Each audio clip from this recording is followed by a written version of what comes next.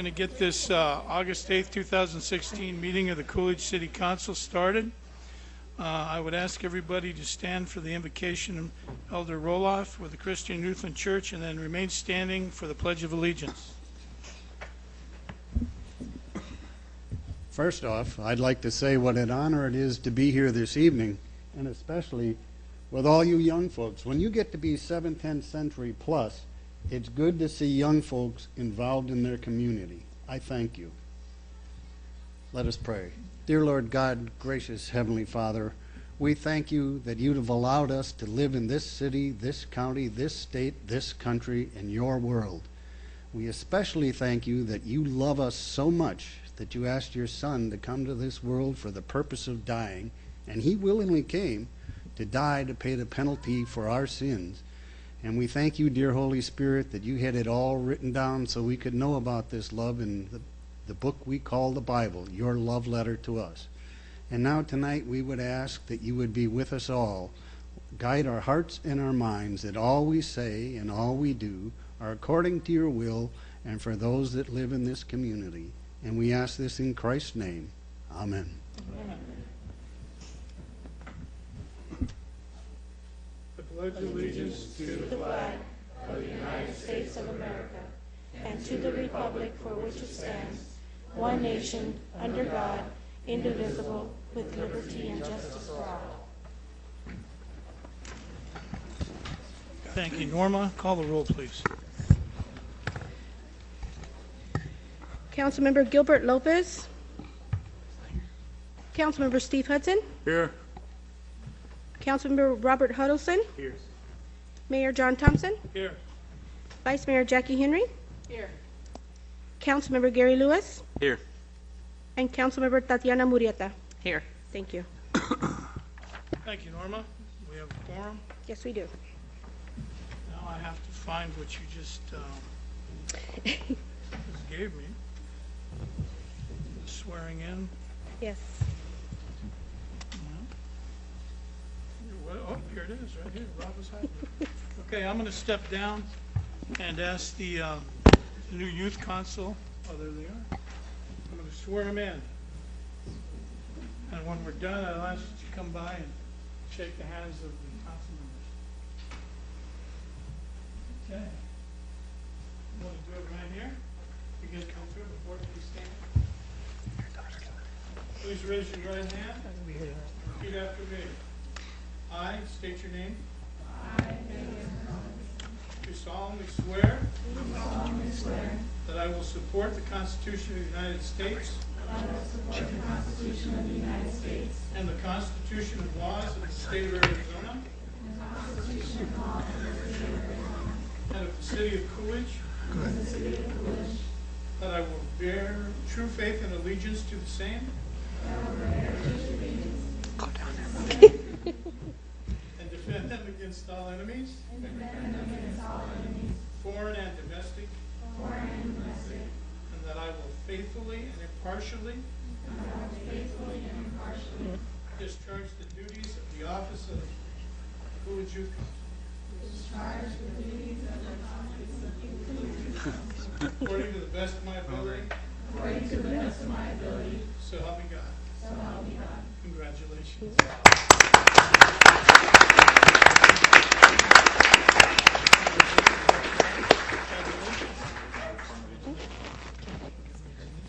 Yeah, right. Congratulations. Yeah, I know. Got it right.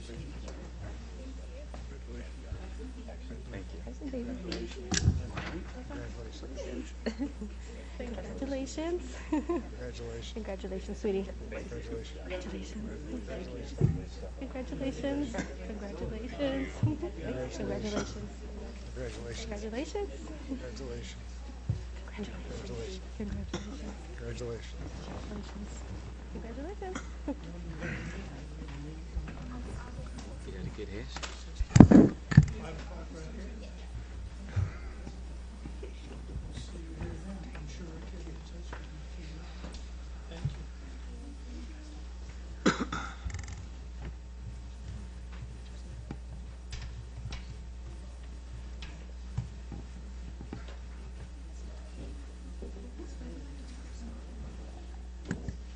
Thank you very much. We look forward to working with this new, our second youth council. The first one is up there. We have some returning lettermen, if you will. And we've got some sophomores and juniors on this one because we're trying to build for the future. So I anticipate they will do an excellent job. Thank you. We're glad to see the parents coming out. And they do have meetings, 5 o'clock right here. I think August 16th is their first meeting, which they will elect their chairman or mayor and their vice chairman or vice mayor, and they will go from there. You're all welcome to attend. All right. Next on the agenda is item number 5, recognition of Eric Johnson, broker consultant with Gary L. Johnson and Associates.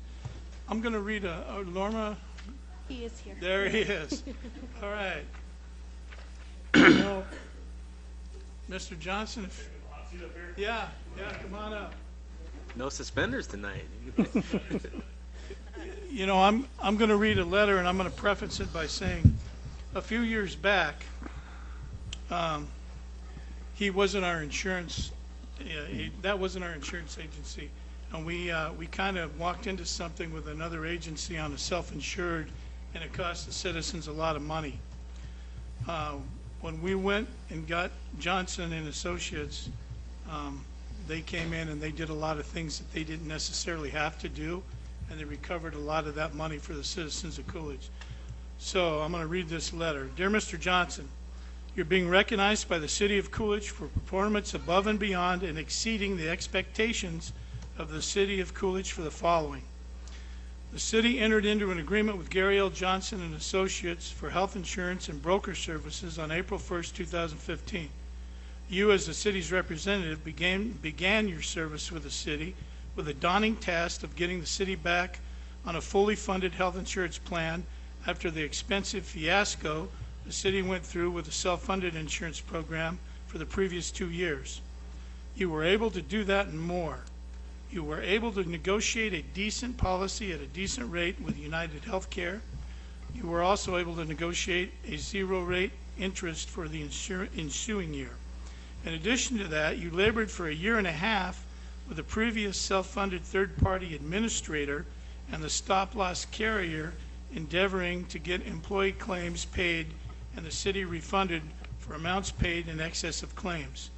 By the end of June 2015, the city had paid the third-party administrator an additional $543,643.73 for claims above and beyond the monthly health insurance premiums.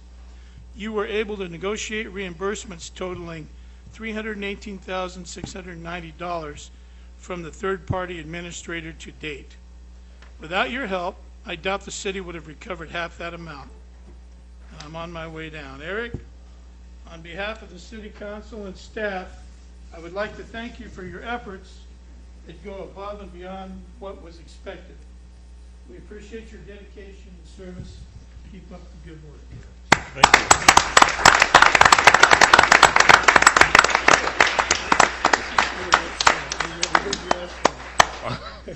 That's where I just came from. You want to say a few words? Thank you. Where do you come from?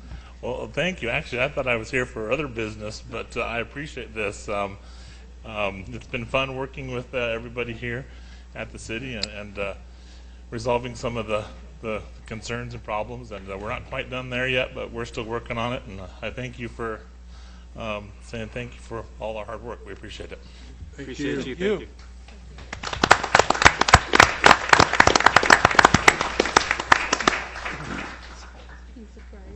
That's $318,000 is a lot of money to get back.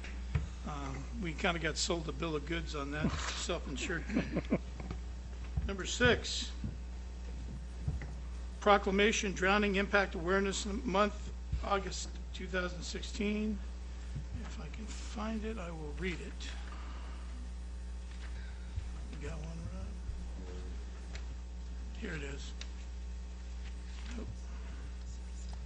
There we go. All right. I'm going to read a proclamation on Drowning Impact Awareness Month, August 2016. Whereas Arizona's future prosperity depends upon the long-term health, safety, and well-being of nearly 2 million children and teens in our state. And whereas drowning is the top cause of injury and death for children and teens in Arizona, affecting not only the victims but also families, emergency personnel, and our society as a whole.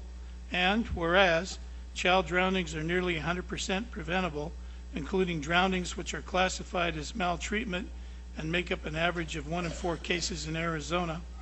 And whereas research-proven strategies can save lives, including constant and capable supervision, restricting access to water, use of life jackets, swimming lessons for adults and children at the appropriate age, rapid emergency response, including CPR, and safe, stable, and nurturing relationships and communities to break the cycle of maltreatment.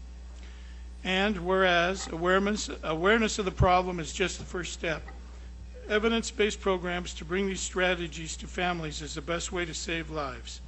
And whereas during the month of August, Phoenix Children's Hospital, in collaboration with state and local governments, community organizations, and private citizens, will be engaging communities throughout Arizona in a coordinated and comprehensive response. Now, therefore, I, John Thompson, Mayor of Coolidge, do hereby proclaim August 2016 as Drowning Impact Awareness Month and urge all communities and citizens of Arizona to participate in efforts to reduce drowning risk, strengthen families, and protect children and teens. Okay, we gotta go back. All right. Now we'll move on to the monthly report and business spotlight recognitions by the Coolidge Chamber of Commerce. Oh, there they are.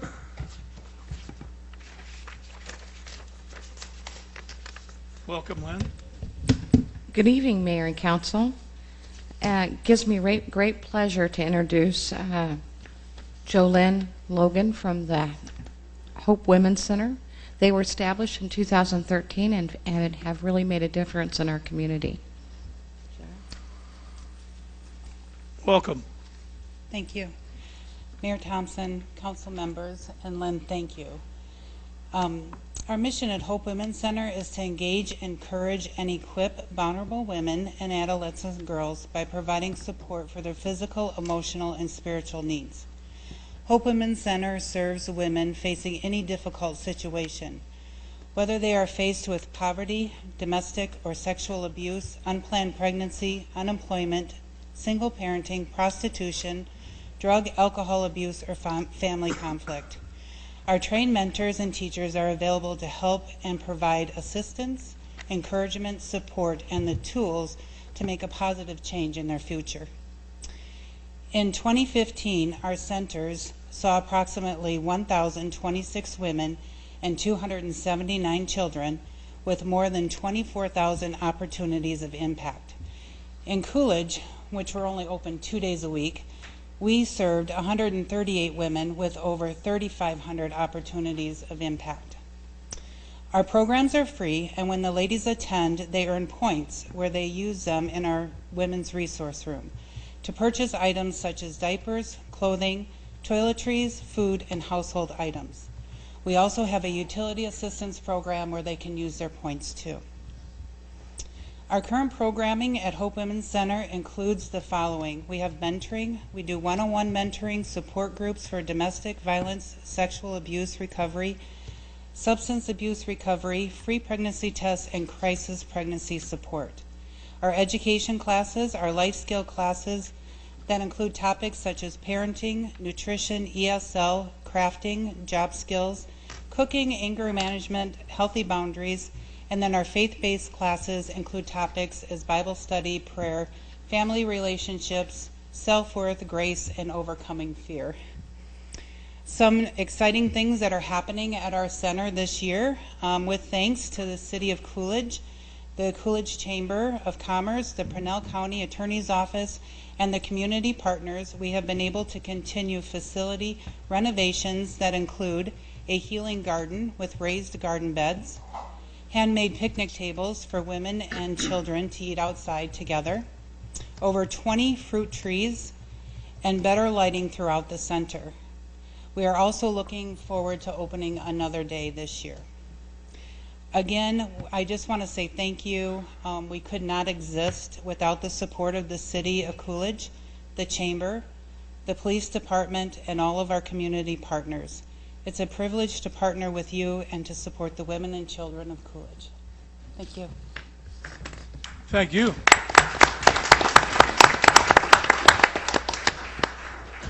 They provide a valuable service to the citizens of our community.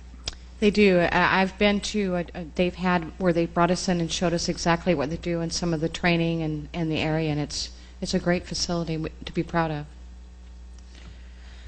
Okay, going on to our reinvestments for June. Future Forward Foundation, Pinal County Attorney's Office, Dave Knowlton, Jones Auto Center, AC Sanitation Services, Bright International, Ranch Sonora Inn, J. Warren Funeral Services, Rise Rehabilitation, Lyle Gilbertson, Ho-Ho Cam Irrigation and Drainage. Our new members for June are Biz Pro Contracting Service, Bubba's Barbecue Pit, and J. Warren's Flowers and Gifts. Our statistics for the month of June. Our web hits are up about 131%. Our walk-ins are up 26%. I apologize, I don't have the phone statistics. Relocation packets, we sent out 1. Top states that visit us is North Carolina, Washington. Top foreign country is Germany. The Casa Grande Ruins, June visitations are 2,565. Year to date is 50,463. And we have a jam-packed agenda. Tonight I'm not going to go over the calendar, but I do want to tell you the CEDC meeting won't be this month in August. You can go to coolidgechamber.org to get the details on the calendar. Any questions? I do want to say we had a great mayor's breakfast, too. Thank you, Mayor. Thank you. Keep up the good work. Thank you. Yes. I don't have a question. I just want to say what a great job you do at the Chamberlain, and the city appreciates all the help you do. The work, okay?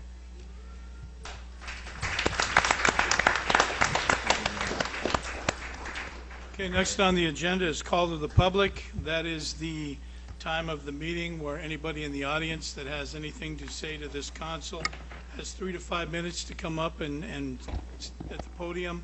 Please give your name and your address and tell us what you're here for. And I would tell you that we cannot respond, but we can sure listen. So if there's anybody here, I see some people coming forward. So. Ms. Dixon.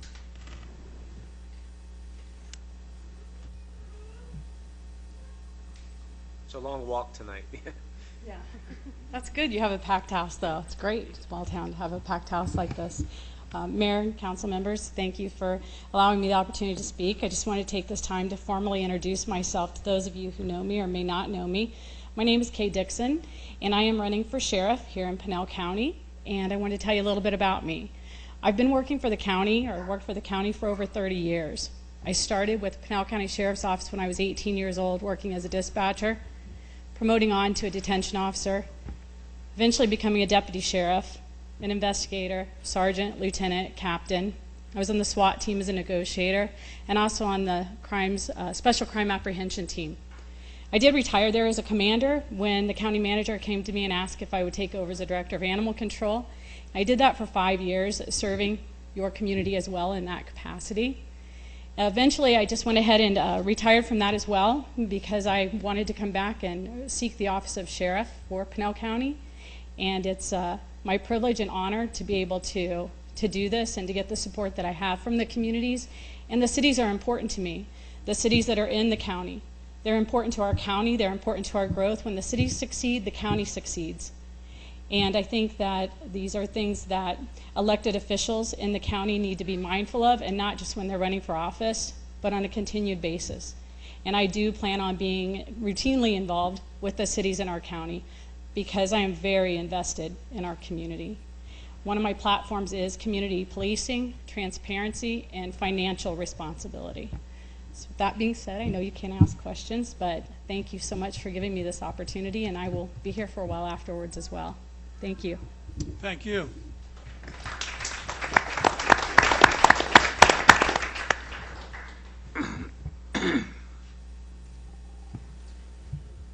Good evening, Mayor and City Council members. My name is Jacqueline Minto. My address is 39 West Pasture Canyon Drive, Santan Valley, 85143. And I'm here tonight to introduce myself to you and to the public. I'm running for Pinal County Assessor. I'll tell you a little bit about myself. I moved to Pinal County in 2006. Originally, I moved to Florence. I now live in Santan Valley. I worked in the Pinal County Assessor's Office for 8 years. During that time, I held 3 key positions. I was a Research and Equalization Manager, Personal Property Manager, and for 2 years, I was the Chief Deputy Assessor. I decided to retire in 2015, but I missed the work so much that I ended up going to work in Coconino County as their appraisal manager. I'm a certified level 2 appraiser, so I know the business very well. And I decided to come to Pinal County as my home, and I decided I wanted to get back in the assessor's office there. I would love the opportunity to manage that office as the assessor and do a good job protecting your property rights, the property rights of the citizens, and making sure you have fair and equitable values. And a big thing that's very important to me is to raise public awareness of the office, because I'm very aware that a lot of people don't even know what the assessor's office does, and I want to make sure that the public knows what the assessor's office does, the services it provides, and make sure that all their needs are met. So thank you for the opportunity to introduce myself, and enjoy your meeting. Thank you.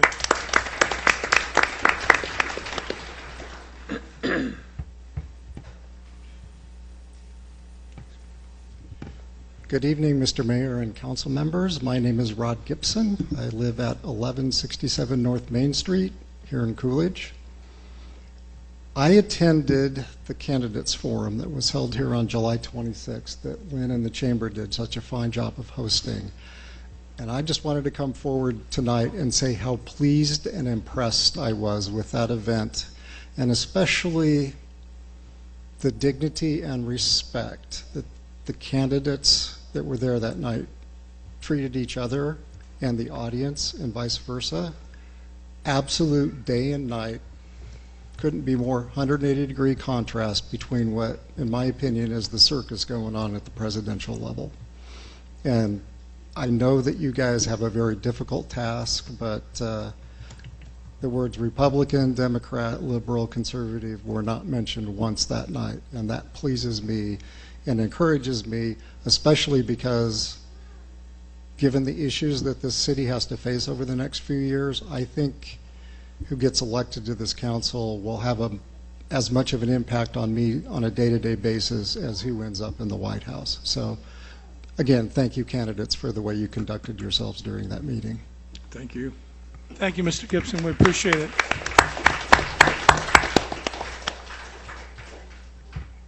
Is there anyone else? Is this, oh, the dance will be later?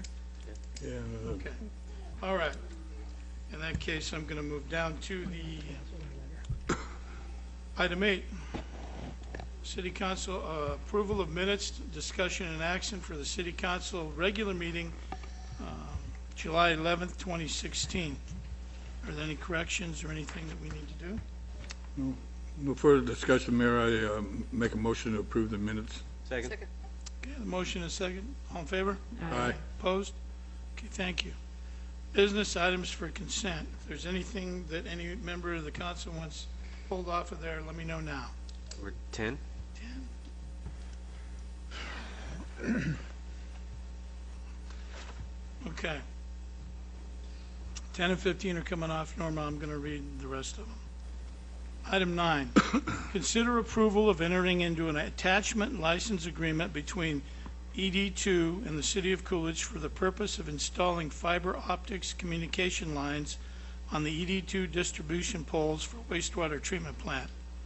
Item 11, consider approval of entering into a renewal of intergovernmental agreement between the City of Coolidge and the Coolidge Unified School District number 21 for the joint use of the facilities for education and recreation purposes for the property owned by the district and city. Item 12, consider approval to unfreeze the capital sales tax fund for the purpose of making repairs to city buildings for FY 16-17. Item 13, consider approval to unfreeze $50,000 in the capital sales tax fund budget for demolition projects and $25,000 for community service projects for fiscal year 16-17. And item 14, consider approval of the modification to the intergovernmental agreement between the state of Arizona and the city of Coolidge related to the administration, collection, audit, and licensing of the transaction privilege and affiliated excise taxes imposed by the city. Okay, anybody have any questions? Well, that's consent. Is there a motion to? Motion to approve. Second. Okay. Motion is second. All in favor? Aye. Opposed? Okay, we'll go back to 10. Item 10, consider approval of entering into an intergovernmental agreement between the Coolidge Unified School District and the City of Coolidge for the use of the swimming pool located on school property. Who's got that, Ricky? Good evening, Mayor, Vice Mayor, and Council. I'm open to answer any questions you may have, Councilmember Lewis, regarding the IGA. Yes, sir. I know we talked about this at previous meetings, so I can't remember exactly what it was that we talked about. I know there's some expansion of the pool or something like that. Is anything, is that happening, or is that part of? Right now, that's just kind of a dream of ours in the schools. We would love to expand the pool or possibly have a new facility.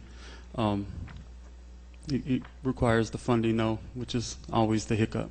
Okay, and then on the, it says that for any repair under 5,000, the city pays, and anything over 5,000 will split with the city and the school.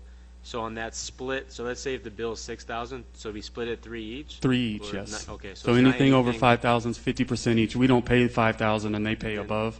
It's split right down the middle, even if it's 5,001. That's what my concern is, making sure it wasn't something we paid the first 5,000, and after that we split the difference. So that seemed kind of off to me. So. Right. And do we use, the city uses the pool more than the school? Is that why we're paying the first 5,000? Well, it has a lot to do with the school pays all the utilities and pays for all the chemicals that we apply to the pool. So that's kind of where it is. Hours-wise, we probably do use it a little bit more, even in just the 2 months that we have it, or 2.5, 3 months. But it has more to do with them paying all the utilities and purchasing all the chemicals. Perfect. Another question? Anybody else? Rick, now we do have, people can rent the pool for parties, is that correct? Yes, sir. And they go through the city of Coolidge to do that? Right. And do they pay a fee? Yes. And the fee goes to the city of Coolidge? Yes. Thank you very much. Motion to approve if there's no other. Second. Motion to approve in a second. All in favor? Aye. Opposed? Thank you. Thank you. Item 15, consider approval of entering into a First Amendment to the Housing Rehabilitation Agreement between Rosa E. Bruce, doing business as BBAR Consulting Services, and the City of Coolidge for housing rehabilitation services in connection with the city-owned occupied housing rehabilitation program. Yes. Jill, I was just kind of curious why we're extending this 3 months. The extension is due to the fact staff was unable to issue a renewal notice in May, so that this contract could have expired in July. This is something that has to be bid every 4 years, so we are at the end of the period. Unfortunately, I was out of town on a family emergency, so that bid did not get issued. The bid has been issued now. We expect bids to open, and the closing date, I think if I remember correctly, is September 10th. We'll be back in front of council to possibly award a new contract at that time. Okay, and you sent it to other people also? Yes, we have to. This is federal money that is used to pay for this service. We contacted about, I counted before the meeting, 24 firms and local governments that provide this service or contract for this service for distribution. It was published in the Coolidge Examiner last week. It'll publish as a bid notice again this week in the Coolidge Examiner. And then bids will be open on September 10th. Okay, thank you. You're welcome. Thank you, Jill. This only goes until October 2016, right? That is correct. We hope to have the bids opened and a new proposal in front of you for either a new contract, either with a new firm or whoever bids, and whoever is the low bidder that has the experience doing this type of work. How many do we have? Is this just for one? We have one left, or is this for two? We have 2 units that are one is under construction right now and one is under design that we must complete under our current grant contract with the Department of Housing. This will be for the additional units, and on average, we've been doing 5 housing units a year. So if council so chooses under the new contract, it could be a 1-year contract with up to 3-year renewals, and then that would be about 20 properties assisted. Okay, thank you. You're Anybody welcome. have any? Go ahead, Gary. You said this is being submitted for an extension because you were out in emergency and it couldn't get submitted. Is there a reason why no one else could have submitted this in that time frame, or do we not have anybody who could have done so? There is no one else in the grant department that knows bidding procedures. You good? That's it. Is there a motion to do anything? Move to approve. Second. Okay, there's motion and a second. All in favor? Aye. Aye. Opposed? Okay, Thank you very much. thank you. We'll go into business under regular items. Item number 16. Consider approval of accepting the proposal submitted by United Dance Company to lease the city-owned property located at 207 South Main Street, Coolidge, Arizona, and to authorize staff to begin negotiations on a lease agreement to bring back to council for consideration. Mr. Mayor, I'll start and then we'll turn it over briefly. But in your packet, you have a proposal or recommendation from staff to accept the proposal by United Dance Company for the use of the city-owned property located at 207 South Main Street. The city did advertise a request for proposals for the lease of this city-owned property. The request for proposals was published in the Coolidge Examiner on June 15th and June 22nd in accordance with our requirements to request these proposals. The only response that we received to the city was the proposal by the United Dance Company. United Dance Company is managed, and actually the founders are Anthony and Adam Cordova. I'm totally impressed by the proposal that they've submitted to you this evening. They have received high marks in international dance competitions. They're especially recognized for their Christ-centered ministry to young people of all faiths through clean, modest hip-hop dance routines. It was recently recognized in the Casa Grande Valley newspapers. They had a really big article about this group. With that, we are this evening recommending, and I know they'll have a brief presentation to give, but we as a staff are recommending your acceptance or the approval of their proposal. Then we would go forth and begin to negotiate the contract that we would bring back for council approval. This would be at least similar to the one we did with the DAV or the veterans recently.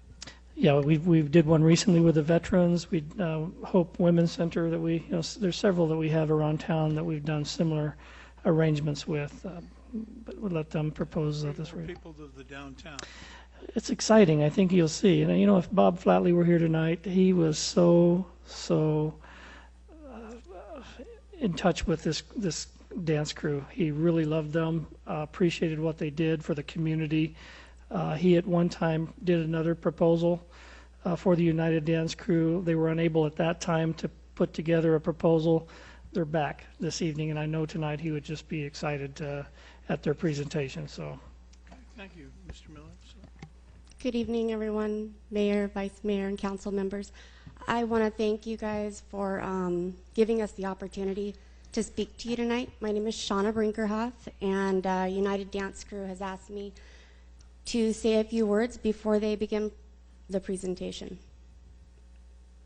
First, Rick Miller already pointed out that Bob was a big supporter, and I want to give him recognition at this time and say that we wouldn't have gotten this far without him. So thank you, Bob. And we know he's watching. Mm-hmm. So I'd also like to thank Councilman Steve Hudson for just helping me renew this and bring it to the council. I've known Adam and Anthony and the Cordova family and several of the UDC members since about 2008. And since 2008, I have believed in them. I've been asked to introduce Adam, their business manager, but before I do, I just want to review a couple of their accomplishments, just so we all know where we're at. In 2010, Adam Cordova received the Citizenship Award of the Year. They've also received special recognition from the National Anti-Bullying Convention in Florida. 4th place at Hip Hop International in Vegas. 1st place at Boogie to Beat. 2nd place at Spark the Floor in Tucson. 1st place at the Urban Dance Challenge in Colorado. 3rd place at Set It Off in Las Vegas. And currently, they're 2nd place in the world of world hip hop. And unless you follow hip hop, and I do because my daughter does, so you wouldn't know that. But I think it's gigantic, especially in our city. The couple of their recent performances include Vail International Dance Festival in Colorado for Dance TV, Freedom Fest in Nebraska, Teen Challenge in Phoenix, Reach USA Toy Giveaway in Coolidge, Calvin Coolidge Days, Cotton Days in Coolidge, the Diamondbacks games, school assemblies, tours that actually, they also have an anti-bullying tour that is headed by Sheriff Paul and County Attorney Lando of Wales. They've also performed at Camp Elevate Leadership in Prescott and Evo TV show in Phoenix. The United Dance Crew currently has after-school programs with Imagine Elementary, Imagine Prep. They have pending programs with Santan and Florence Unified School District. I'm working with Coolidge next month on that, on changing that.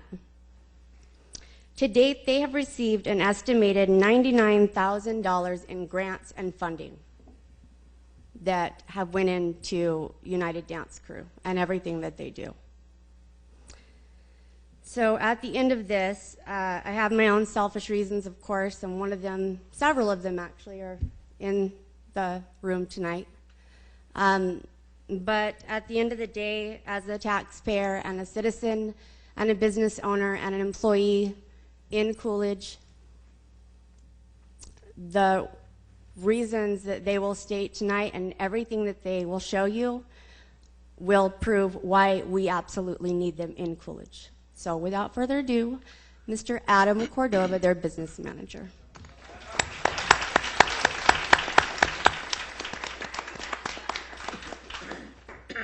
Wow, that was a good introduction. Thank you so much, Shauna. I'm excited to be here, Mayor, Vice Mayor, and council members, and even the members of the community. Thank you guys for your support. Wow, I'm excited. And like she has said, that's hard to go after, you know. I wish I could do that at the end, but I thank you, Shauna, for just talking about United and what they have accomplished here. And I want to let you guys know, I had everything written out, but I'm not really good at speaking word for word, but I'm really good at speaking from my heart. So I hope you guys hear my heart today. 7 years from here, 7 years in this very room, I did a presentation in '09. It was in front of a bunch of people that I was just kind of scared. I was just like kind of nervous. And I did a presentation about what's here today, about the United Dance Company. And in those slideshows, I only had one slideshow.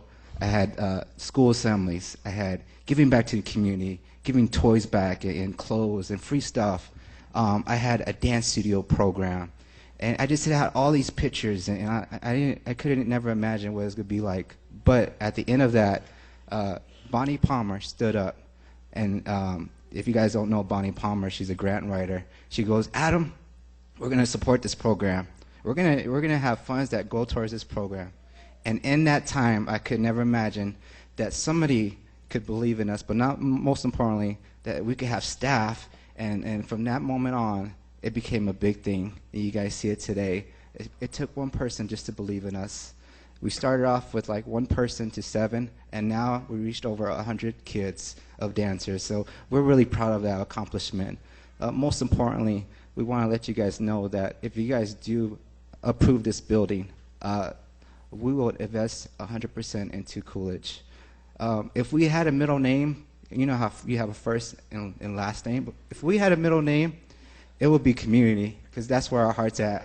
It's for the community, and I just want to thank the people along the way, like Rick LaPaya, who gave us a stage to do events for the city of Coolidge for Calvin Days. We do an event every year, and there's a lot of people that come, and I know that brings business to this community because they have to go get food, they have to get gas, and everything. And also Lynn Parson, who also opened the door for us to do events, and that was a vision that we had in that slideshow, to do events like that and to impact the city of Coolidge. So I thank you so much for that, for those opportunities, and also school assemblies. She spoke about how we had an award. We accepted 2014, and that wouldn't have been done if it wasn't for Cheryl Paul, who came to a City of Coolidge event. We were dancing, and all of a sudden he said, you know what? I like what you guys do, and I have an idea. Let's have funds, of RICO funds. Let's have those funds go towards you guys. And let's go do school assemblies throughout the Pinal County. And through that, we have did a great job, and we have won awards for that. And we're truly blessed. We're truly honored just to be here. I know I'm going fast, but I'm just so excited. There's going to be a part here, too, that we started in 2010. We started a toy giveaway drive. From that, guys, we got a lot of bikes that were donated to us. We didn't have no money at all, but we had people that wanted to support us, our vision and our goals, and they gave us bikes we could give to the community. And you should see this every year if you guys want to go. It's in December, but every year we give away bikes, toys, food, everything. We give it all away to the community, and there's hundreds of people there that have a need. And so, sorry, I get a little choked up, but it's just been a truly blessing to give back to this community, the community that I was raised in and have a heart for. And I just want to let you guys know that the reason why I'm so emotional, because these guys have impact on my life. And I thank you guys so much. Right now we have a presentation for you. It's a dance presentation, and you guys probably won't remember the words I say, but you guys will remember these guys dancing, and they're incredible. We tell everybody, why go to Phoenix, why to go to Tucson, when you could come here to Coolidge and receive the greatest instructions from these dancers right here. These guys are the greatest instructors. There's people right now that come from Sholo, from Tantan, from Phoenix, from Surprise, and from Tucson. They come all the way here to learn. And that's because of these guys. They're so great at what they do. And most importantly, we want to prepare dancers to achieve their dreams. Most importantly, we want them to become a positive role models in their community. So guys, we hope you guys enjoy.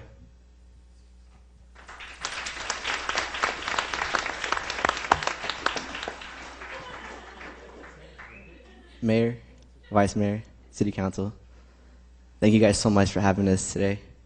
I'm tiptoeing right now. But thank you guys for having us. And like my brother said, we want to invest into the youth. This is the future of Coolidge. We've done so much out of the city. We've been to San Diego competing, and we take it very serious. But we want to do more here, and this is our opportunity to do that. And these kids right here I'm about to introduce, this is the future of United Dance Company, and they've done so much. They've worked so hard. I'm so proud of them. But a lot of people don't know about what we do, but we want to change that.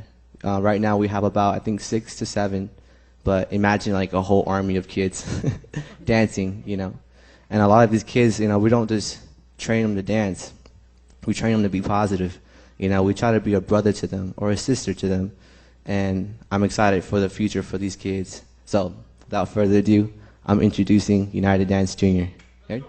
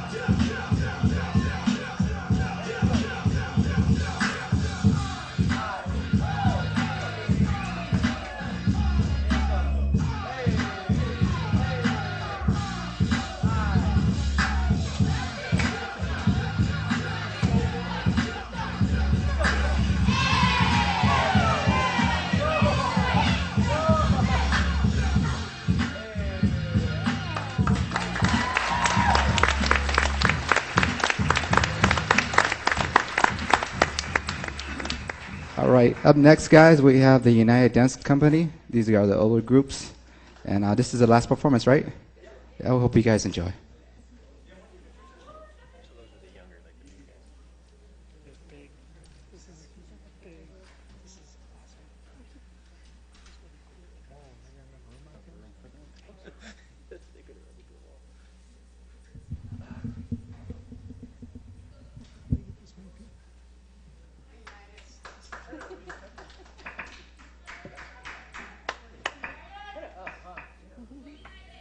We all get lonely, lonely, lonely, lonely sometimes.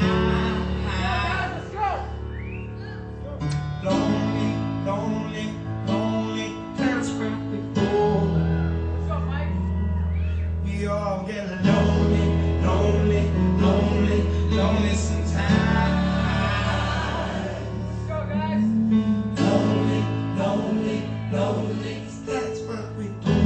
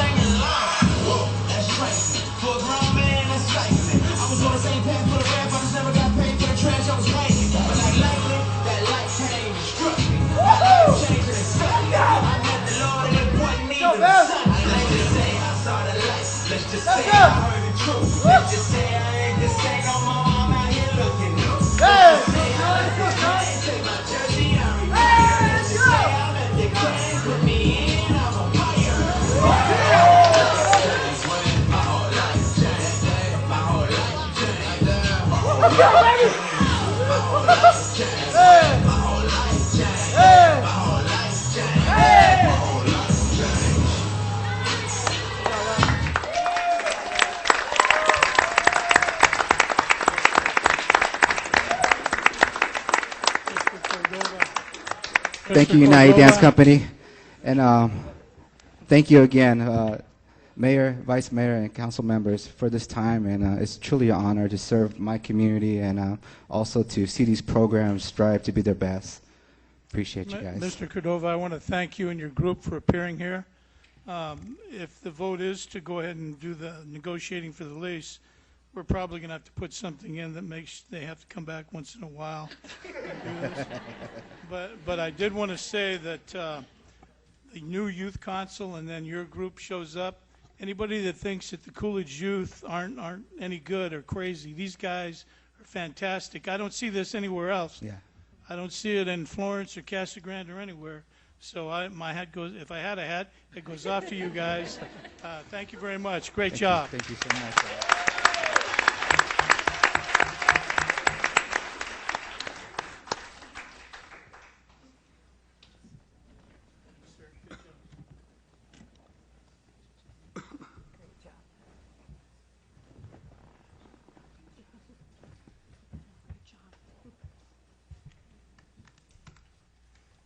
Okay, if there's nothing Yeah, else. I'd like to say something, Mayor. You know, how they're staying beside Bob Flanagan done is I went to Walgreens one night and ran into Shauna Brinkerhoff. And she told me about this dance group. And she told me that they were going to leave Coolidge. And I have heard about them, and they did a great performance at GCU. They raised the roof there. And I said, there's no way that these kids can leave this community. So I got a hold of Rick Miller the next day, and I said, Rick, we got to do something to keep these kids here. You know, I know we've got a city-owned building that we can hopefully have their home there. Shauna Brinkerhoff, Adam Cordova, Lynn Parsons, Rick Miller, and Bonnie Palmer.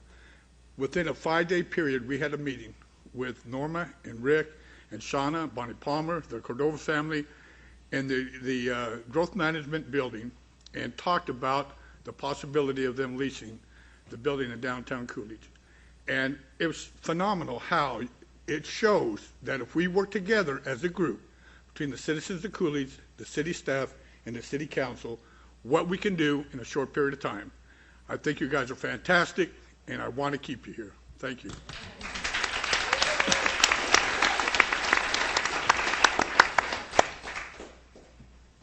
I appreciate what Steve just said. You know, I'm a firm believer in things that are meant to happen, happen. And this building we're talking about, we've took a bid on it before, and ended up the person that was bidding on it was just shopping us around to see who could get the best deal from. It was always nice to bring business to the city, into downtown. But I don't think we're bringing business to the city downtown. We're bringing heart. So I appreciate that, because you guys have a lot of heart and passion in what you do. And I see that. And I see that at Cotton Days, when you're hustling, getting business from my booth. Instead of me making money, you guys are taking it. So I see the hard work you guys do. So I'm glad that the building opened up again and you guys took advantage, and Steve helped make that happen. So I appreciate it, because like I said, we're not bringing a business. We're bringing something much better than that. So I look forward to see what you guys do in the future. If there's nothing else, I'd like to make a motion to approve. A motion and a second to approve. All in favor? Aye. Aye. Opposed? Well, congratulations. And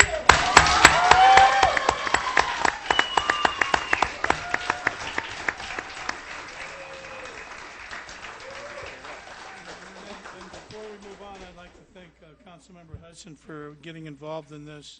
Thank you very much. Thank you. Thank you, Shauna. Thank you guys very much. Okay.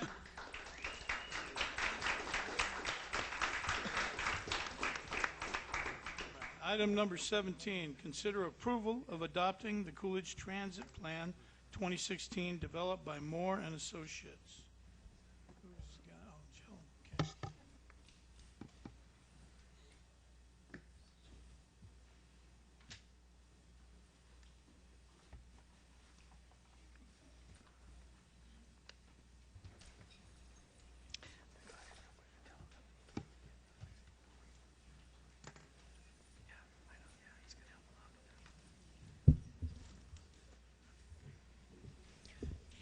Good evening, Mayor and Council. This evening, I'm pleased to present to you the transit plan that's been developed by Moore and Associates. We have Jim Moore with us this evening. We've taken the last 12 months or so, maybe a little bit longer, to go through and develop a 5-year transit plan. This is, I think, the best plan I've ever seen that the Transit Department has had. Moore and Associates did a great analysis of what our existing conditions are, what our opportunities are, and has recommendations in the plan. So in your packet, you did receive a synopsis of the recommendations over a 5-year period, some short-term and some long-term recommendations, and then a full copy of the draft plan. So I apologize that you have so many pages in your council packet, but we wanted to make sure you saw it all.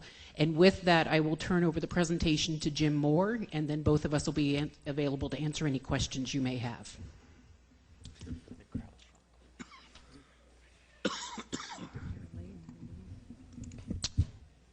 Thank you, Jill. Good evening, Mayor, members of council. As Ms. Jill indicated, this is a project that we have been working in partnership with ADOT, the City of Coolidge, and the CART partners for about the last year.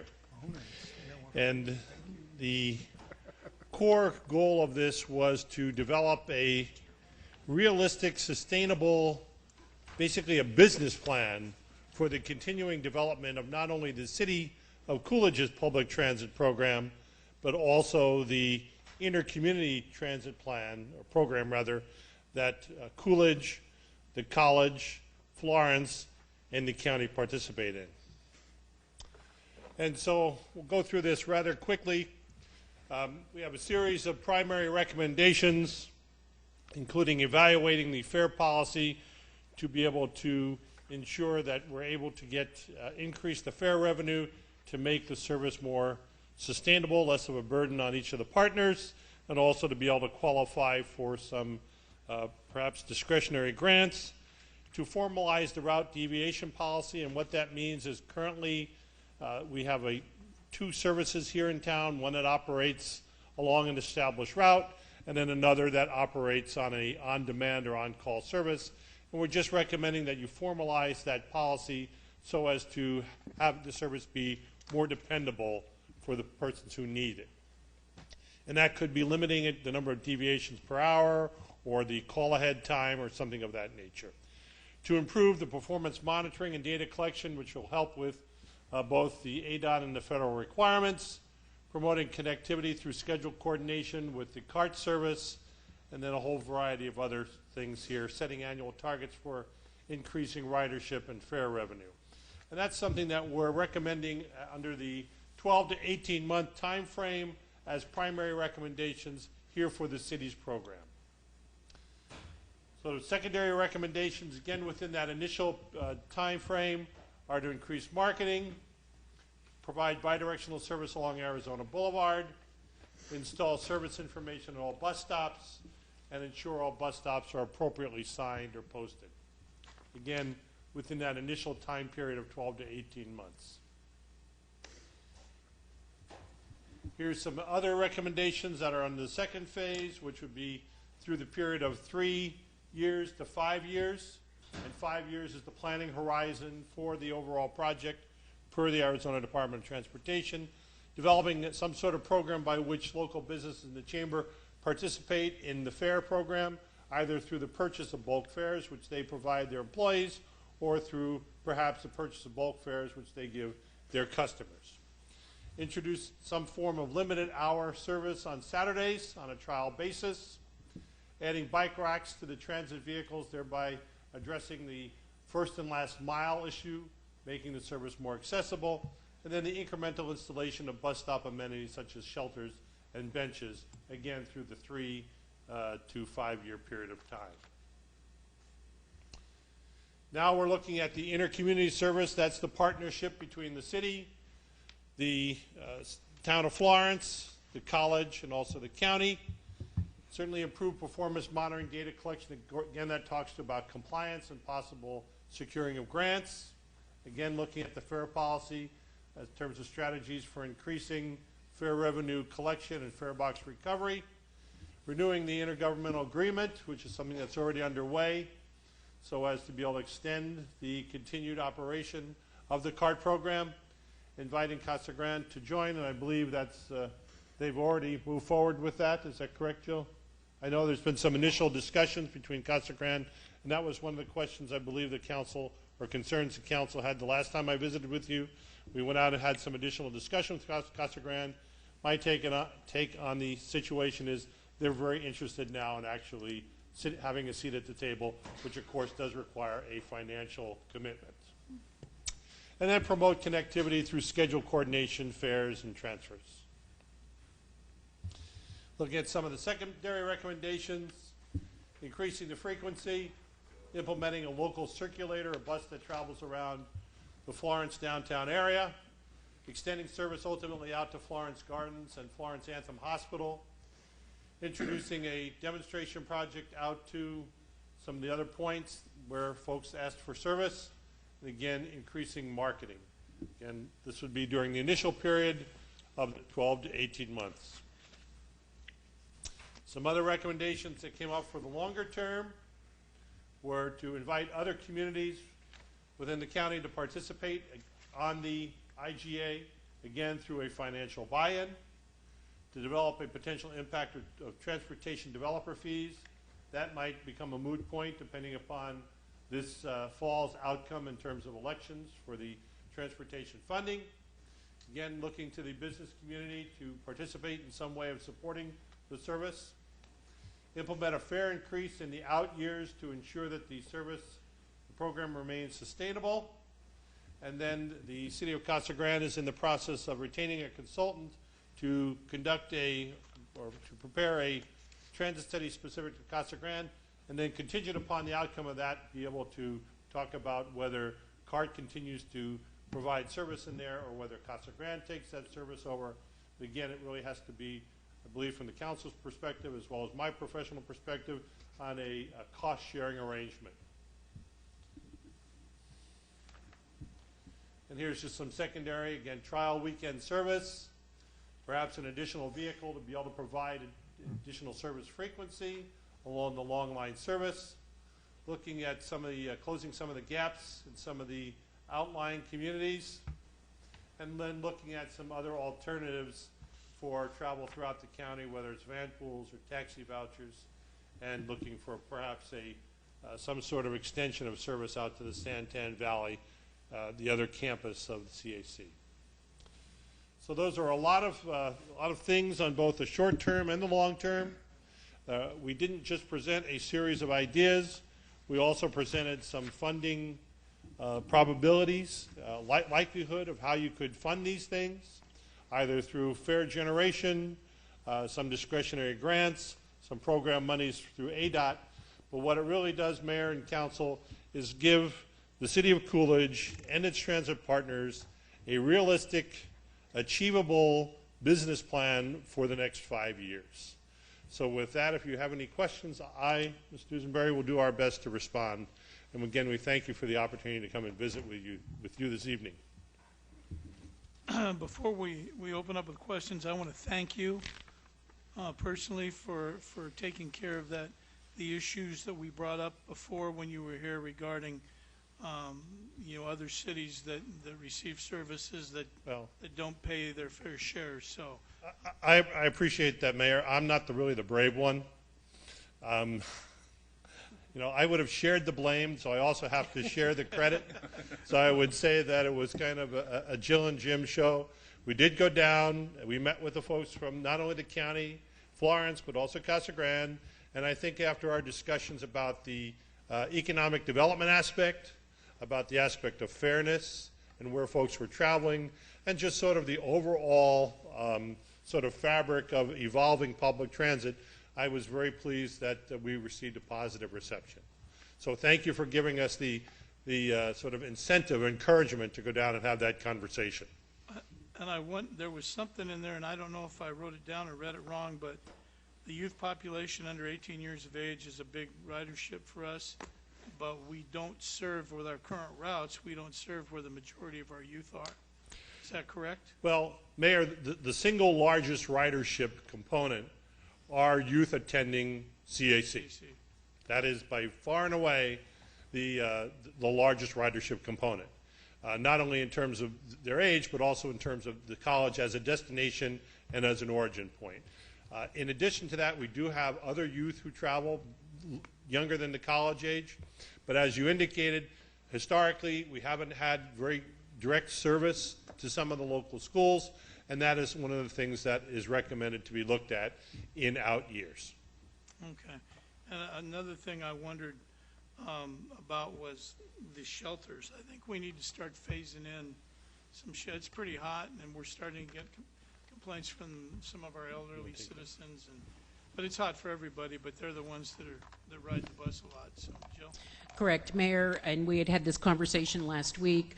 Currently in our grant funding, we have shelters for the CART system.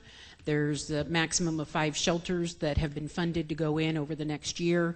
When that design is issued, is a standard design that we would like to use in all our locations.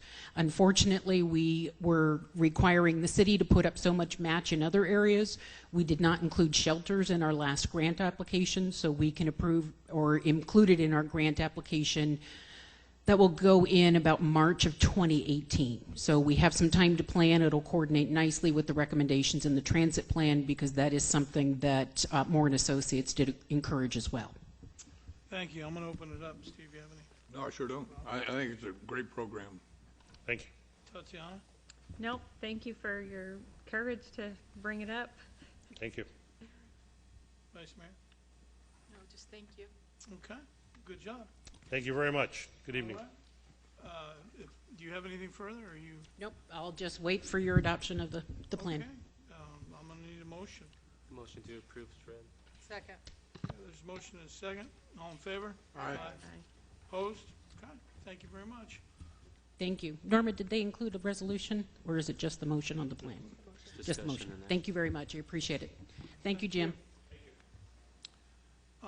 Item 18, consider award of bid to Stratton Builders in the amount of $3,001, $300 and $1,875 to construct the library expansion at the Coolidge Public Library, and approval to enter into an agreement for the Coolidge Public Library Programming Room addition between the City of Coolidge and Stratton Builders, authorizing the mayor to execute the necessary documents.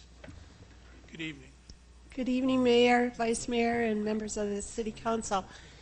We've been working for the last 18 months with Ingberg Anderson Architects, and at the computer here is Soretta from the architects, and I also would like to introduce the contractors that we hope you will approve. Stratton Builders. Would you stand a minute? We met advertised for bids, and on April 29th, 5 different contractors submitted bids. The lowest bid was Stratton Builders. They came in at $325,000.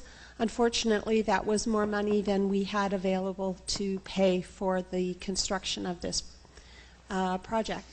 And so we took it back to bid, and we asked the 5 contractors, what if we deleted the wall and fence surrounding the patios, and also if we deleted the portion of the exterior metal awning.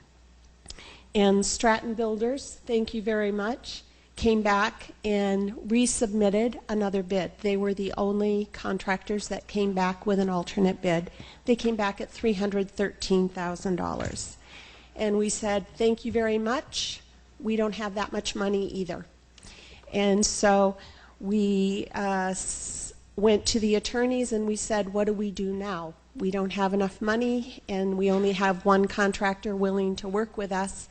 And so the attorneys said, well, since you're within 5% of the amount of money that you have, and you have only one bidder, you can renegotiate the scope of the bid of the contract and come up with some minor changes to get down to the amount of money that you have.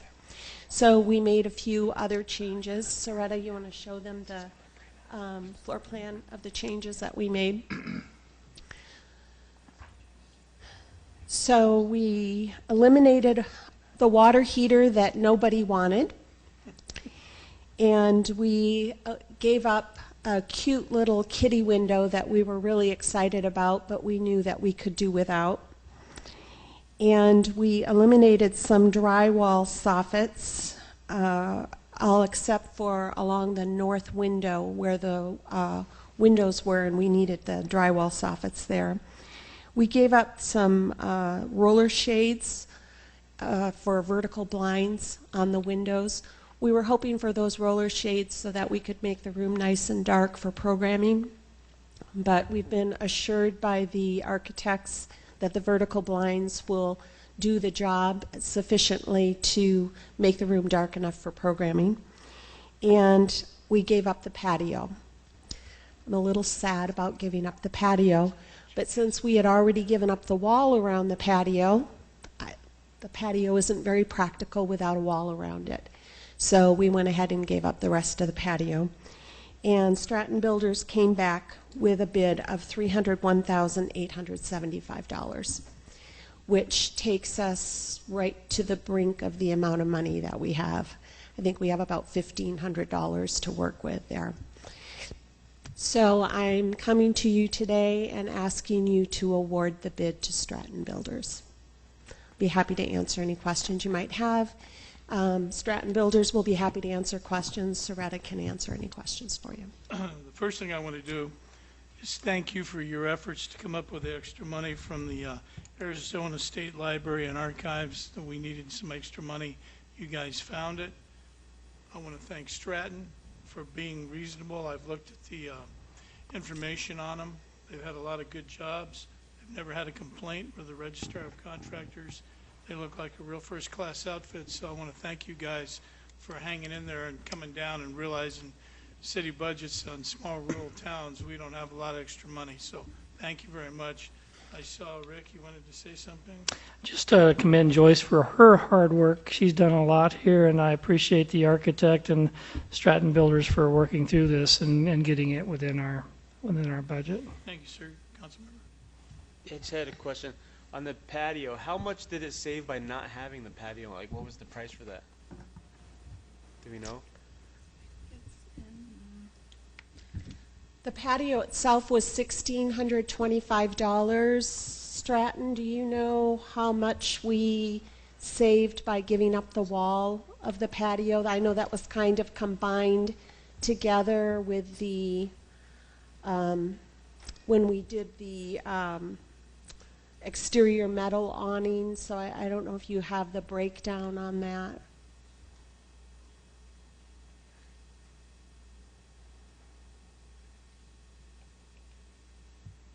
I'm thinking it was maybe around 4,000.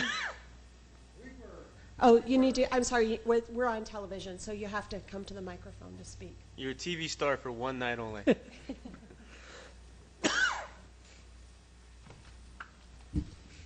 After the second time around, we had a meeting, and at that time we were asked, where could we save money? And we provided a list of items. We could reuse the existing water heater, for example, and not put a new one, and we gave a cost for that. And the one that you're asking for the patio, it was 250 square feet at $6.50 per square foot. It was $1,625. And for, yeah, the wall was the previous one. I can't remember now. I think it was probably a couple $1,000 for the wall. So about $1,600 for the patio, and another Yeah. couple grand for the wall. Right. Now, and because I know that was an aspect that the library really wanted to have, so I know giving it up had been a hard decision. Now, if we decided at a later point to add that patio, are we looking at substantially more than just doing it now? No, we will do it for the same price. So if we say do the patio, if you do it during the duration of the contract, we already made that agreement. okay. Now let's say the expansion is done in a year. We decide to build a patio.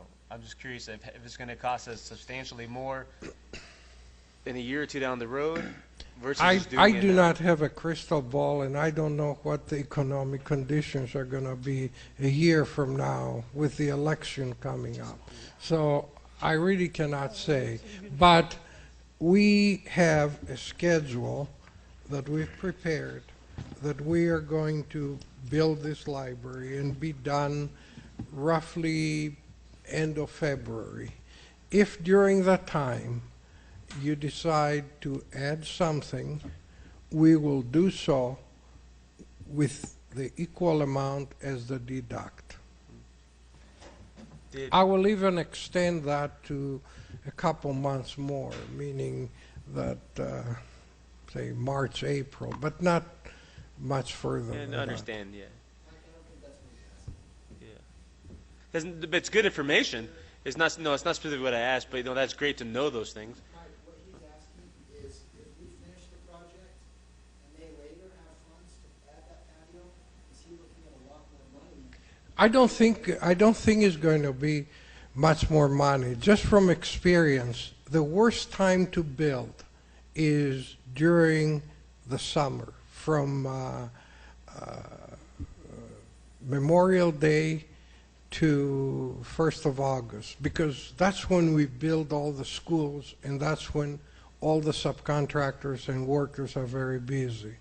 But if it's done before Memorial Day or after August, I don't believe it's going to be more than 10%, if any, the increase.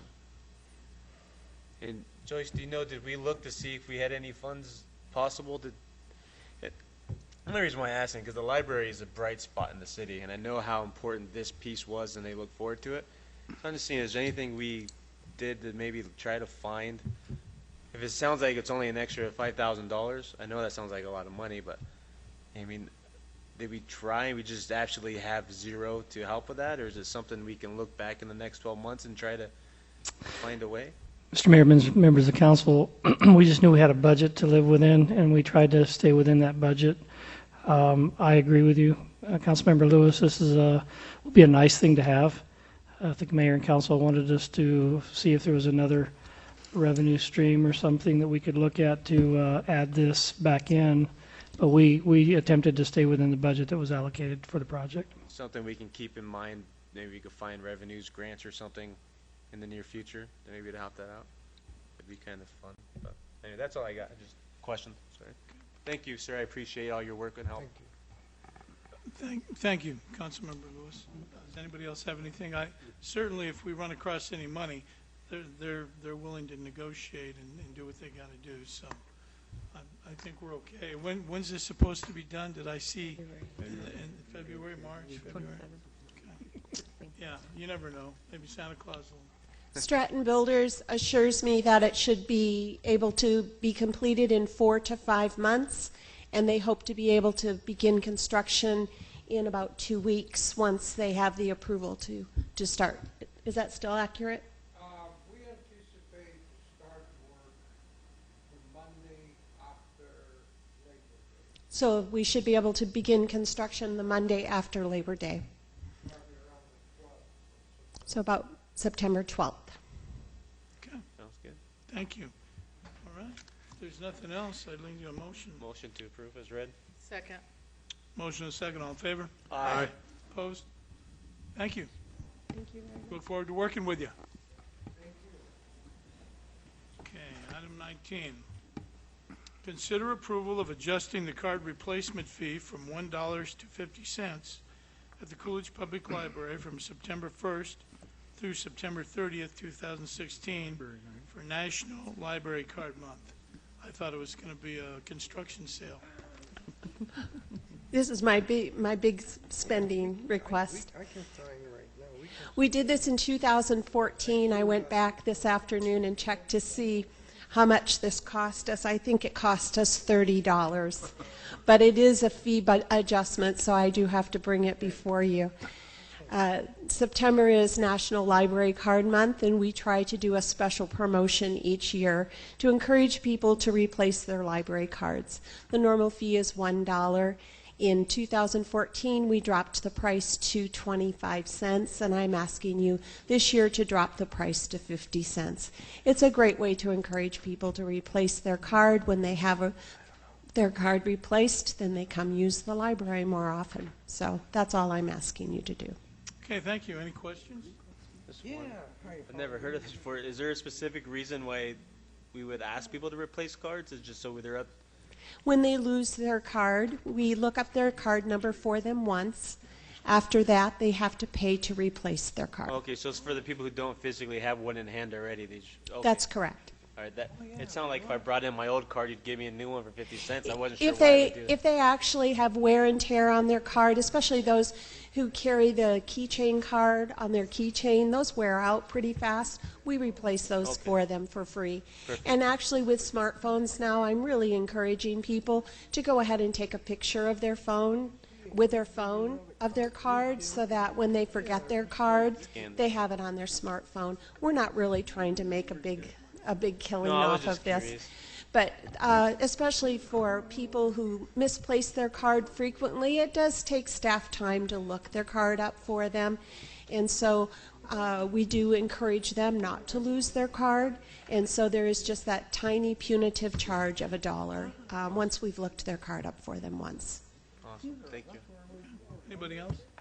Looking for a motion. Move to approve. Second. Motion and a second. All in favor? Aye. Opposed? All right. There you go. Thank you. Thank you. Item 20, to gain compliance with the newly law passed House Bill 2350, Council is being requested to approve contract with Jorgensen Brooks Group to allow EAP services to employees of the City of Coolidge. Eventually, police and fire will get up to 12 face-to-face visits with an EAP professional, while the rest of employees will get up to 6 visits. Who has that one? We'll ask James to get up and he prepared this. We'll have him get up and do a brief presentation for you.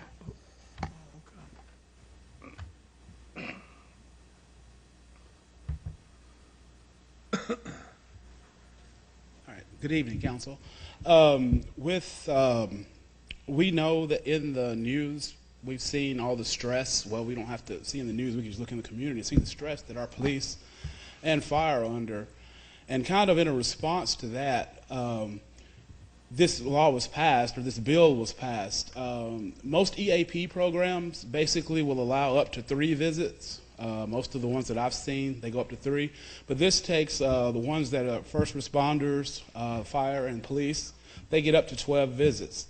And that's face-to-face visits if they need those. And this is really to combat post-traumatic stress and things like this. It's not just a normal, it's not a normal EAP, but it's something that really helps ones that, excuse me, that are really under stress. James, is this, I see $1.55 per employee. Right. Is that, do we pay $1.55 every quarter for every employee, or is it only when we utilize the service? No, that's going to be $1.55 a month, and then it's going to be billed quarterly. And I think it comes up to about $200. Lisa, wasn't it 200? About $2,200 a year. But it's, the law requires we do it. Yes. Okay. Yes, or yeah, for Arizona state law. Okay. And we didn't budget for that probably because No, we didn't know what was going to happen. No, this came across really fast, and I think it actually started on August the 1st. Okay. So we're kind of playing catch up. Well, it doesn't matter. We'll have to find them. Okay. If that's required by law, then I don't know that there's a whole lot to debate unless wants to go to jail for a while. So what we need to do, I guess, is anybody have any questions? No patio for the library. I only have one question. These meetings, are they mandatory after an event? Oh no, they're not mandatory. Okay. It's voluntary, and this it's really a good program. I know that I've had ones where the city come up to me and ask about an EAP program. It's really beneficial to the employees, and especially with the stressful situations that police and fire are under. Yeah, and when I actually had a job, I know a lot of the officers utilize these, so they are very helpful. and it's completely confidential. You know, they bill us, but we just, from the coding and stuff, we don't know who that is, so it's strictly confidential. It's a really good program for employees. Thank you. Any questions? Motion to approve as read, sir. Second. Okay, motion is second. All in favor? Aye. Aye. Opposed? All right, carries. Thank you. Item 21, resolution number 16-20, a resolution of the mayor and the city council of the city of Coolidge, Arizona, authorizing the adoption of the city of Coolidge Adopt a Street program, including the adoption of program terms and conditions, safety requirements, forms, and agreements for said program, and authorizing the city manager to execute any necessary applications and agreements. And Rick, I've seen people, you know, apply for, I mean, this is pretty extensive application. Well, it does need to be. It is a program that is not, we're not reinventing a program. In fact, as I said in my staff report, you know, the Arizona Department of Transportation has had an Adopt a Highway program. It's been very successful throughout many communities in Arizona. A lot of other local jurisdictions have their own Adopt a Street program, so this goes beyond what the state does on their local highways. As consistent with the council's policy and direction to help beautify the community and to up the quality of life. We talked, I think the mayor and council talked about the Adopt a Street program in the strategic planning retreat that you held. This is basically an item that reacts to your request that we put together an application packet, and the proposal would be to have community groups. We've had some already express interest to Ricky. I think the school district or the youth council, I would think CAVIT, I would think Imagine Schools, the Coolidge Unified School District, maybe some local churches, or even families would be willing to adopt a section of roadway or city streets. Well, one of the things I thought was strange, and maybe I misread it, but I thought it said nobody under 18 can participate. Yeah, and so that immediately, it was like, the last cleanup I was with was the Boy Scouts, and those guys, they weren't, most of them weren't 18. I believe that they'd have to have a parental permission, parental supervision there. So it's not that they can't participate, but they need to be there with a parent with parental permission. That's the key. I know that in a lot of the Adopt a Street programs in the state, you do have some younger people that participate with parental permission. And Coalition and Youth Council, most of those kids are not 18 yet, and if they want to adopt a street, then their parents have to go with them? An adult, so like Ricky can be there, or because like the Coolidge FFA has the piece of the highway right there by M&S, and it just says Coolidge FFA, but the FFA advisor and goes out there, and of course she invites the parents if they want to, but it's normally just the advisor and the FFA kids. Okay. So is that yeah, the same guy? I'm sure that is. I would hate for it not to be part of that. I'll double check, but my understanding is that would be appropriate as long as there is a parental permission or a parent or an advisor there to oversee we just can't have these younger people out there in the street right of ways picking up, the litter. I understand that, but I just don't. A lot of parents have to work and things of that nature, so they're not going to be available. But if we can do that. Also, I see they have to buy their own vest. No, that's not the case. We will, no. I wrote that, and I'm trying to think where that is. They don't have to buy. We'll be providing the vests. If that is something, that wasn't my intention. We will be providing the vests. It'll be a disposable vest, those plastic ones that you can buy for a very reasonable cost. They're disposable. They're thrown away after the event. But I will correct that if that is.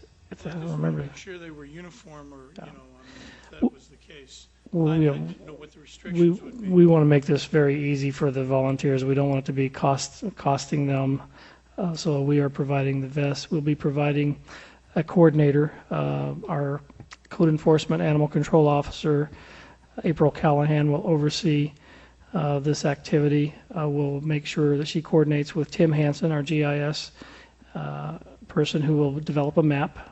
He will highlight all of the roadways that are available in the city outside of the state highways, and we'll find the adopting organizations. The expectation is each organization would take and clean up their section of street, which is 1 mile long, 4 times a year. That's the minimum. I'm working with artists at the Artisan Village right now. Probably going to provide a little bit of funding for them to develop a sign that we can, these signs are going to be around town.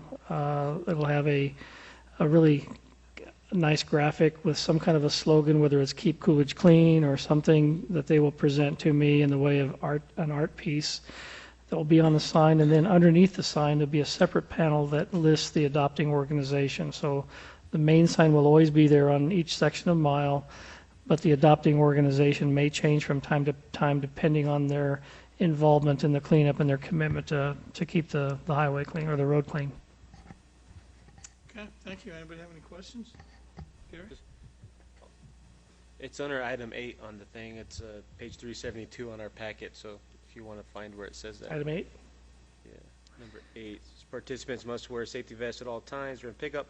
The city shall not provide safety vests to participants. Okay, I'll fix that. We're providing them. We will provide them. I'll fix that. Good catch, Mayor. Good catch. Well, you know, I thought, man, you're going to have a bunch of senior citizens out there trying to pick up garbage. Obviously, we didn't want to reinvent this. This is a similar program, I believe, that what Phoenix uses, and so I went carefully to try to adopt it for us. I must have missed that piece. Not our intention, though, to charge. It says it'd be available on 1 to 2 sections of feeder road. So what streets in Coolidge will be just like the main boulevard or like neighborhood streets, or what exactly? They said that he would have a map of what streets are available to adopt. It's just going to be like your neighborhood streets and stuff, no major highway or anything. Okay, because it said feeder. I was just curious if it'd be like my road I live on, if you could adopt it and clean it. I to have a map of the streets and everything, is what Rick said. I was looking, but it perfect. I'm gonna adopt the road Jackie lives on and clean it. My road's good. When we do the motion, do we want to go ahead and do the thing about? Mr. Mayor, I was just going to say that we do have in the program that minors shall not participate in the program. So, and I'm sure it's because of liability reasons. So, if council wants to say minors under the age of 16 can participate as long as they're supervised, directly supervised, we can make that modification. Parental approval. Parental approval. Right, but I think we need to have some type of an age cutoff because we're by roads, we got moving cars. We don't want, if someone brings really minor kids and they just run out into the street while they're picking up 12 or over with adult supervision. Yeah, I'm good. Well, 12 is probably good. Well, I was just thinking, though, when we do the Coolidge Cotton Royalty, they encourage those young girls to go and do Coolidge cleanup to get community service hours. And I think the youngest group for them is 10. Well, then do 10. That must be sponsored by lawyers or something. Well, if there's an adult supervision, chances are there'll be. So do we want to, what do we? I think if we could say, as long as there's direct, we could say no minors under the age of a certain age. There must be adult supervision at all times. No minors under the age of a certain age shouldn't participate. Council, 10 would be 5th grade, I think, about 5th grade. Well, my family's about 3rd grade, but that's okay. Well, you're a legal guy. To me, I don't know why 10 would be a problem. Do you see a problem in that? I've been involved with some of these cleanups. I've been out on the roads, and generally what I see in those miles that we've adopted in the past, for the most part, you don't have children out there. It's adults. There may be some, as you say, scout groups, Boy Scouts with their leaders, but I would think that we would probably want to say anybody under 14 years of age probably wouldn't want them out there. They can dart out into a street so fast, so even with adult super. I know, I guess they could. I don't know. It's whatever you think. 8-year-old's more responsible than my 16-year-old. So yeah. Couldn't we do just minors must be accompanied by parents? So if you say 14, then you're, Or sponsor? so like the Hohokam Bulldogs couldn't couldn't adopt a street because that's junior high level. 14's freshman high school. And I think So- you're taking a lot of the people out that would do it. Yeah. If you do that. Yeah. You had a cleanup the other day. Or on the youth council that we just swore in tonight, we've got how old are sophomores now? I don't know, are they 14? About Freshmen are 14 or 14. Freshmen are 14. 18, 19. Yeah, well, And Mayor, you were, He was buying when he was. best 3 years of his life were the fifth grade. But, Mayor, you were involved with the cleanup the other day. I think that probably involved a lot of young people that were under 14, I would think. But you know, we could do, see, and then that's the second part of it. You get the age, and then do they have to have, do we need parental? We can say, yeah, permission? minors, well, they have to have parental, No matter what. yeah, because we're going to want, everybody has to sign a release, and so we're going to want a parent to sign that. So minors can participate in the program as long as they have parental consent and are over the age of. Just have them sign a release of liability or something. I say 10. Well, I say 10. I believe 10 would be appropriate. 10 years of age, okay, 10 years of age, okay. Well, is everybody else okay with that? I'm okay with that.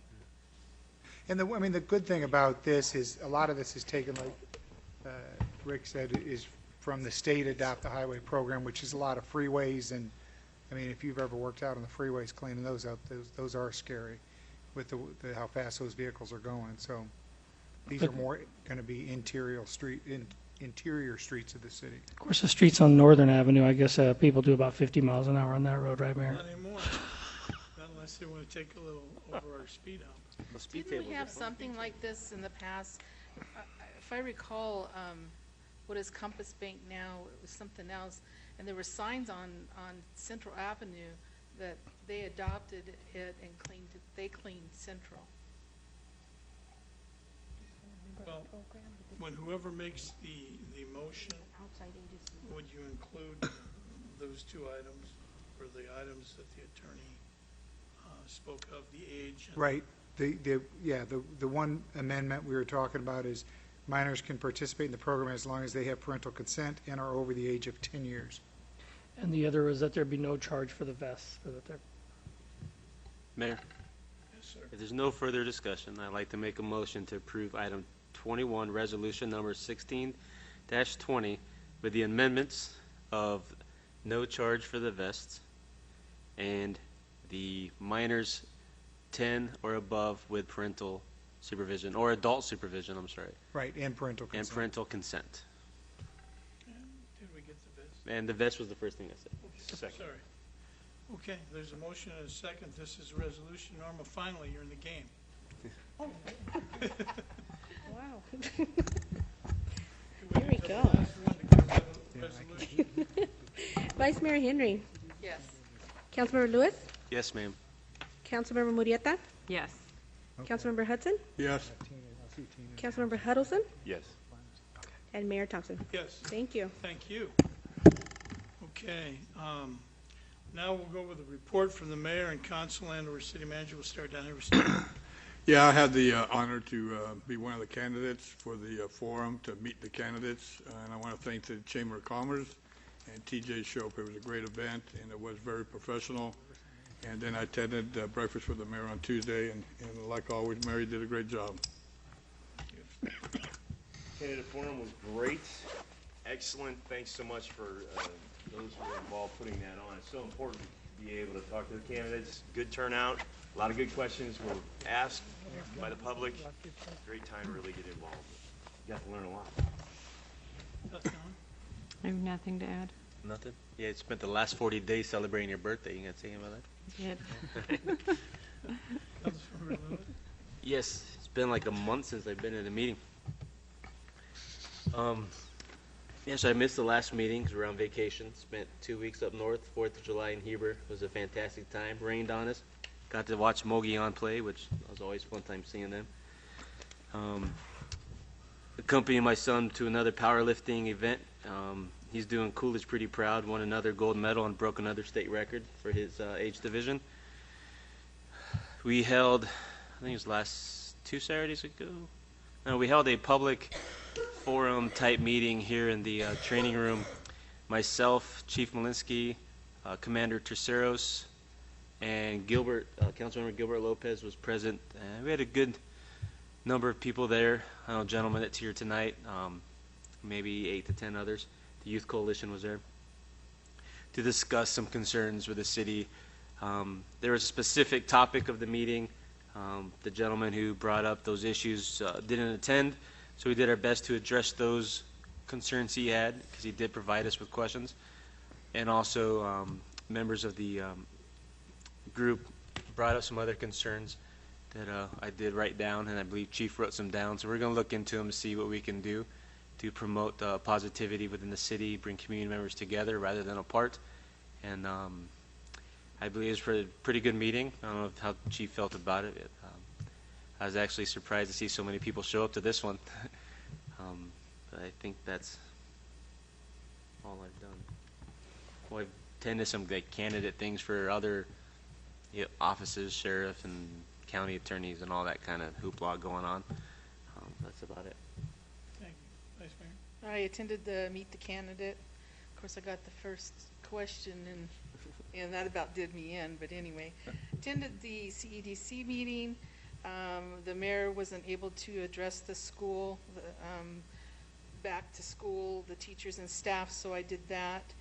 And I attended the Fire Academy promotion, and I want to thank the fire chief for asking me to participate.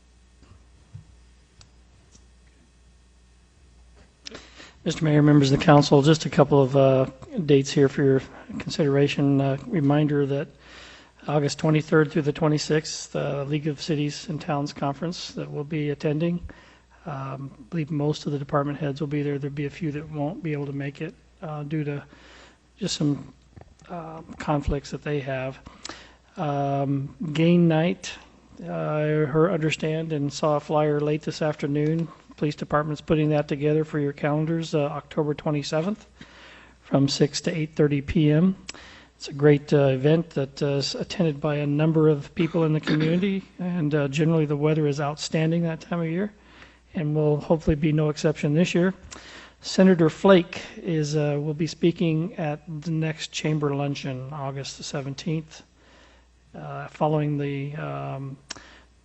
his visit. I do believe he plans on touring the Stinger Bridge and Iron facility to see just what they've been doing over there. That's a real success story with their expansion and what they're doing. So he will be touring that facility subject to their okay. Well, this is late breaking news, so that is something that we're pretty excited to see happen.